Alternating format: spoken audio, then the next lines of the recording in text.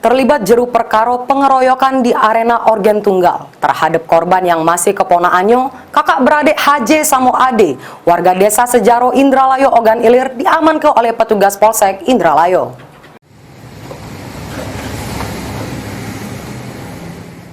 Dua tersangka HJ Samo Ade, warga desa Sejaro Sakti, Kecamatan Indralayo, ditangkap petugas unit reskrim Polsek Indralayo karena terlibat jeru kasus pengeroyokan terhadap warga sesudah menonton organ tunggal di desa Sejaro Sakti, Kecamatan Indralayo.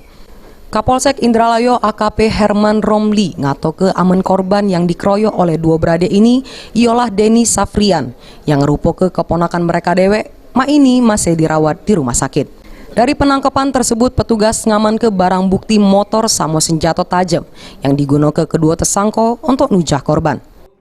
Jembatan desa Sejaro Sakti masih di Kecamatan Indralaya juga. Untuk korban bang? Mengalami 5 luka tusuk baik di dada, punggung maupun di paha korban. Bang, hubungan korban. Namun akibat pengaruh minuman keras, jadi tersangka tidak bisa membedakan lagi mana keluarga, mana musuh maupun mana lawan. Guna mempertanggungjawab keperbuatannya, kedua tersangka meringkuk di tahanan Polsek Indralayo dikena ke pasal 170 KUHP dengan ancaman hukuman 5 tahun penjara. Ahmad Romawi, PAL TV.